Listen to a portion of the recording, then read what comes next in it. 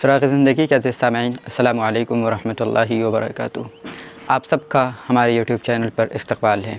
ناظرین، ذرا ایک منٹ کے لیے یہ تصور کریں کہ آپ کوئی وزیر اعظم، بادشاہ یا حاکم ہیں اور کہیں لاؤ لشکر کے ساتھ یعنی قافلے کے ساتھ جا رہے ہیں۔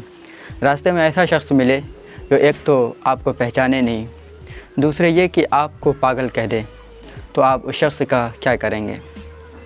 ہمارا تو خیال ہے کہ اس تذلیل پر آپ پیش میں آ کر فوراً جلادوں کو حکم دیں گے کہ قتل کر دیا جائے، یا کم از کم اتنا تو ضرور کریں گے کہ اس شخص کو گرفتار کروا لیں گے۔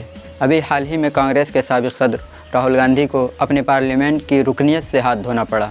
معلوم ہوگا وجہ کیا تھی کہ انہوں نے ہندوستان کے وزیر اعظم بلکہ بادشاہ نریندر مودی کو اشاروں میں کہہ دیا تھا کہ مودی سرنیم والے اکثر لوگ چور ہوتے ہیں۔ کیا ہوتے ہیں؟ چور ہوتے ہیں، مثلاً للت مودی وغیرہ۔ لیکن آپ کو اسلامی سلطنت کے عظیم سلطان امیر المؤمنین حضرت عمر بن عبدالعزیز ثانی رحمۃ اللہ علیہ کا واقعہ سناتے ہیں کہ کیا ہوا تھا جب ایک لیٹے ہوئے شخص کو امیر المؤمنین کی ٹھوکر لگی اور اس نے غیر دانستہ طور پر کہہ دیا تھا، پاگل ہو کیا تم؟ آئیے وقت زیادہ نہ لے کر واقعہ شروع کرتے ہیں، لیکن ساتھ میں گزارش ہے کہ ہمارے اس چینل کو سبسکرائب اور اس ویڈیو کو زیادہ سے زیادہ شیئر کریں۔ ناظرین، ایک دفعے کا ذکر ہے کہ حضرت عمر بن عبدالعزیز رحمۃ اللہ علیہ رات کے وقت مسجد گئے تو ایک شخص مسجد کے صحن میں لیٹا ہوا تھا۔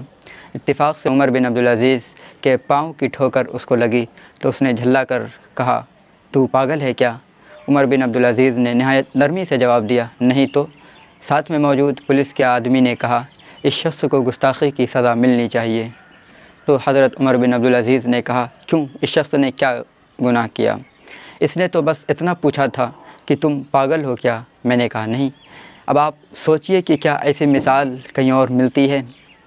ناظرین، یہ تھی ایک مثال اسلامی سلطنت کی، ایک اسلامی فرمانروا کی، ایک اسلامی بادشاہ کی، لیکن اس کے برعکس ہمیں اس جیسی مثال اس پوری دنیا میں، اس پوری جمہوریت کے نظام میں کہیں نہیں ملتی ہے۔ آج کل وزیر اعظم یا بادشاہ تو دور، ادنیٰ درجے کے گھر کے مالک سے بھی اس قسم کی مساوات، ایکولیٹی اور انسانیت نوازی کی امید نہیں رہی ہے۔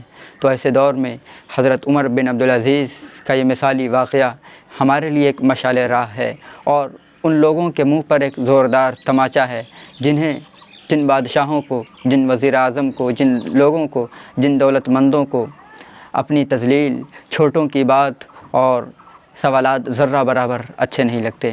ناظرین، آج کی اس ویڈیو سے آپ نے کیا سیکھا، یہ ہمیں کمنٹ سیکشن میں ضرور بتائیں۔ ملتے ہیں پھر کسی اور ویڈیو میں، تب تک کے لیے اپنا خیال رکھیں۔ جزاک اللہ خیرہ۔ السلام علیکم ورحمۃ اللہ وبرکاتہ۔